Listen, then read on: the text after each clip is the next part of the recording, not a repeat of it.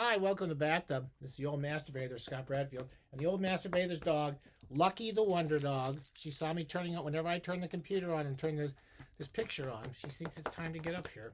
Okay, what are we doing here? We're doing we're doing a new theme show. Very excited about this new theme show. It's called we haven't. What's the title? We have two titles. It's either small is beautiful, or it's okay, doggy, or it's come here. You're very well. That was very well done. You didn't attack me. She gets praise for just not attacking us anymore. Oh, what a dog. That's a long way of saying it. So small is beautiful, or maybe short but sweet. I'm gonna call it short but sweet. These are gonna be very short piece. We're trying to make these as short, as pointless as possible.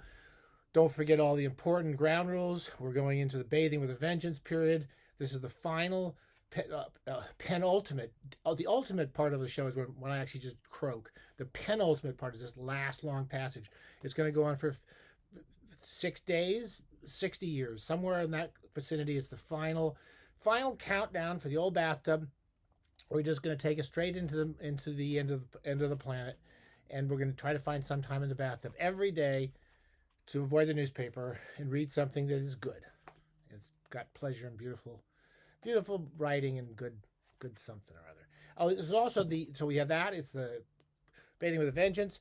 This is the shameless self promotion period. This is going to go on for the last 60 years too. I'm going to just promote the hell out of all my self-published books that nobody's ever heard of. Most importantly, all of these books you can buy. I'm sorry to say on Amazon, or you can buy them from me if you write me directly, and I'll sign them. If you buy them from me, I'd prefer you buy them from me. And I'll sign them and send it to you for. I think I charge $12 a piece. It's like they're worth $5, but for my signature it's $6, and the postage. The most important copy, of course, is if you're reading great books in the bathtub and you're watching the show. This is the take home edition. This is the take home play along at home show. It's called Reading Great Books in the Bathtub by Scott Bradfield, and it's got lots of the essays and lots of articles about.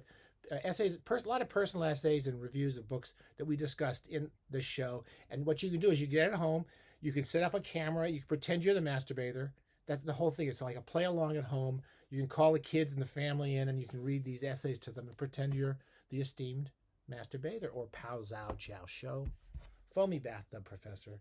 And the other one, I thought I'm gonna flog my stuff just shamelessly. This was it's hard to believe it, but this is the second Trump administration. For those of you who are keeping track at home, this is the second time that we've had this clown in running the country, and the other clowns incapable of actually beating this guy. It's hard to believe it keeps happening, but it has. This is the first Trump administration. I wrote this. It's called 3 Paragraphs on the Life of Bob Johnson. They're not 2 paragraphs. They're not 4 paragraphs. Each chapter is 3 paragraphs long. They feature a guy named Bob Johnson. Donald Trump is in here. He has a book chat show or something like that. It's got lots of characters. It's a novel in 303 paragraph stories. It's about a complete loser who lives in the Central Coast, San Luis Obispo. Not at all autobiographical, but if you want to read just a ridiculous, it's completely pointless. It's I think pretty funny. It's pretty funny, and it was written during the previous Trump administration.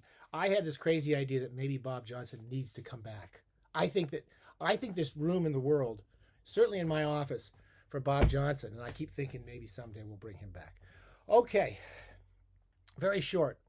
The whole show basically is self-promotion and pointless chatter, and you can see my dog not bite me.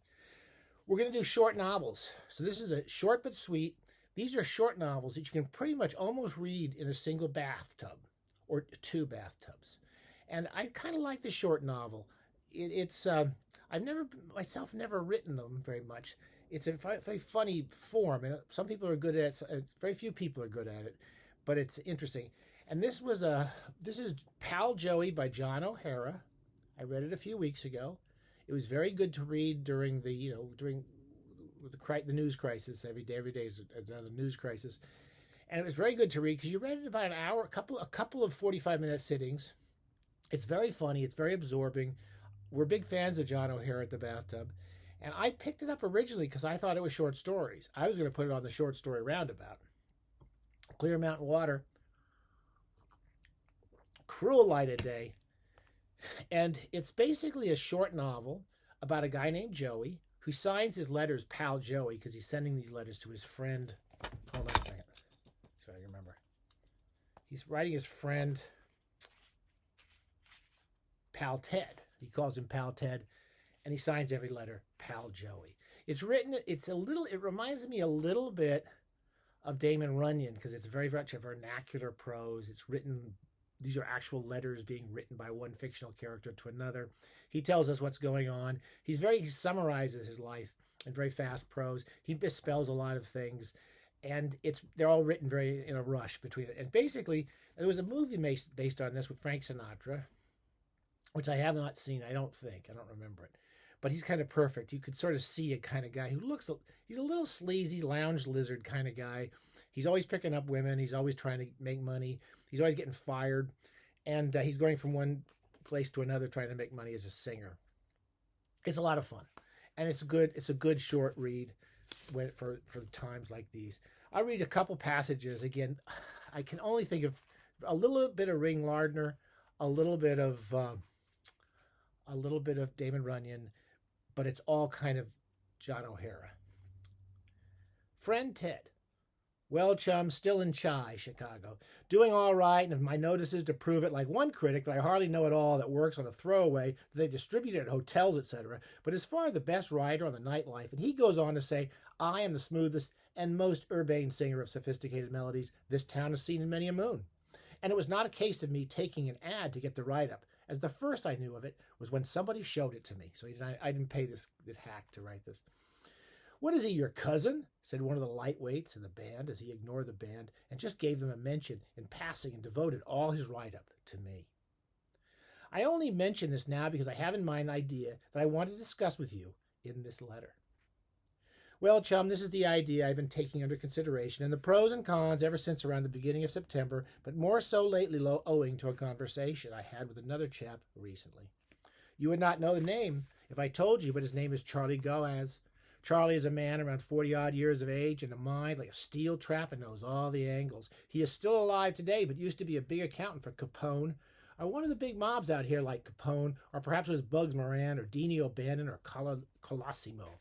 So in this section, I think he gets involved with some old mob characters running around town. I'll read one little quick more passage. Here's just one more passage. So each story is about 8-10 pages long. It's sort of episodic in this man's life as he's going from one club to another and one crisis, and usually one woman to another. There's one whole section where he ends up with a dog because he wants to pick up some girl he meets in a pet shop. And she likes his dog, so he ends up buying the dog. You're just kind of in the world, and they're finally slightly amusing. And the guy's sort of a rat. He's sort of a rat, and things don't really quite turn out well for him usually. This is another one. It's called Joey and the Calcutta Club. I'll just read a paragraph. Well, chum, the poor man's Bing Crosby is still making with a throat here in Chai. The poor man's Bing Crosby. But if the present good fortune keeps up, I ought to be getting the New York break pretty soon. He just wants to go to New York. The trouble is, up to now, the good fortune has been keeping so far up, it is up in the stratosphere out of sight. But never out of mind, Kitty, never out of mind. New York is where I belong. New York or Hollywood, or we'll settle for both. However, have been off the bread line and working steady, but you do not see me on the caviar line yet, and was always a one to have the ambition to starve to death within reach of caviar. If you get what I mean. If I have to starve to death, it would be this way, namely, have about 5 pounds of caviar and filet mignon and champagne, etc., but me too goddamn lazy to reach for it. Maybe to make it perfect, I would be firsting my attentions on like Hedy Lamarr instead of just plain lazy, and would be so busy would forget to eat. That is the manner in which I would prefer to starve to death. If he's going to starve to death, he wants to be surrounded by great food and a beautiful woman like Hedy Lamarr. Pal Joey, you can pick it up. I'm sure you can pick it up online you find him at the thrift shops. You'll find a lot of John O'Hara in the thrift shops for 50 cents, and it's always really good. It's a good 50 cents paid. I like John O'Hara, and I like this book a lot. Pal Joey, get out there, bathe with a vengeance. Don't let anyone tell you to do otherwise, and don't forget to. Oh, also, Also, if you ask, I send free PDFs of my books. By the way, I don't send you free books, but if anyone wants a free PDF of any of my self-published books, and you write me and send me a nice email and tell me how much you love me, I might send you this PDF for free if I know where they are. Okay, stay safe. Stay out of the newspapers. Bye.